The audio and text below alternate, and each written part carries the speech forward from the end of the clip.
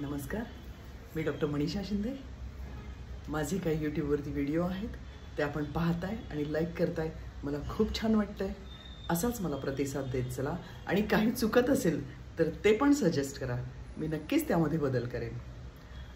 आपण बरेचसे शब्द पाहिलेले आहेत, आणखीही काही शब्द घेऊन येतेय। सर्वात प्रथम म्हणजे मराठी हा शब्द आपण शुद्ध उच्चारला पाहिजे।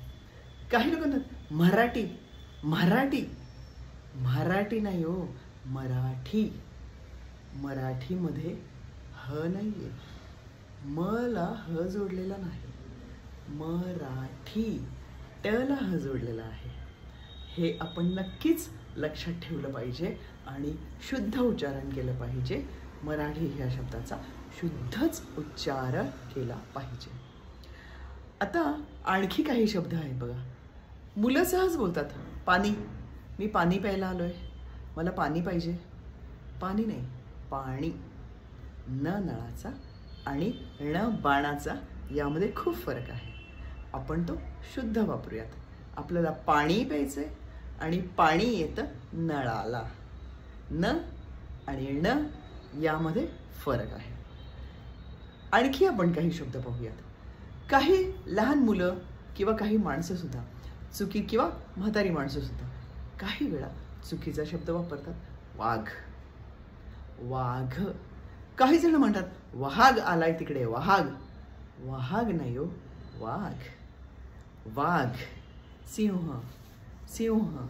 काही जण म्हणतात सिंहगड, सिंहगड नाही हो, हवर अनुस्वार नाहीये, सिंहगड सवर अनुस्वार आहे। आपण शुद्ध उच्चारले पाहिजेत शब्द। आपण शुद्ध मराठीला शुद्धतेकडेच नेऊयात। बरेचसे भाषा मिश्रित लोक आपल्याशी मराठी बोलतात आणि त्यामुळं आपल्या मराठी भाषेमध्ये खूप चुकीचे शब्दप्रयोग वापरले जात आहेत आणि तेच रूढ होत चाललेले आहेत चुकीचे शब्द। त्यासाठी माझा हा एक छोटासा प्रयत्न आहे की आपण मराठी शुद्ध रीतीनेच वापरूयात। मराठी भाषा आपण छान वापरूयात, शुद्ध वापरूयात। त्यामध्ये आणखी बघा काही शब्द आहेत, मुलं म्हणतात मला चहा प्यायचा आहे, चहा। काय प्यायचा आहे? चहा। चहा नाही, चहा। काय पिऊयात आपण? चहा। काही मुलं म्हणतात मला चहा पाव खायचा आहे, चहा पाव। चहा पाव नाही, चहा। चहा आणि पाव हे एकत्र आपण करू शकतो, पण चहाला आपण चहा नाही, चहाच म्हणूयात। तसंच चमचा, चमचा नाही, चमचा चमचा। चटणी, चटणी नाही, चटणी चटणी। मग ती खोबऱ्याची असेल, शेंगादाण्याची असेल, ती असते चटणी। आणखीच काही शब्द आहेत बघा की आपण सहजरित्या वापरतो, ते आपण बऱ्याच अंशी शुद्ध वापरूयात। बऱ्याचदा असा शब्दप्रयोग होतो बघा, साडी नेसणे। चला आपण साडी घालूयात, उद्या सर्वांनी साड्या नेसून येऊयात, सगळ्यांनी साड्या घालायच्या। ह्यातला योग्य शब्दप्रयोग कोणता? साडी नेसतात आणि ड्रेस घालतात, कपडे घालतात, कपडे परिधान करतात, साडी पण परिधान करतात।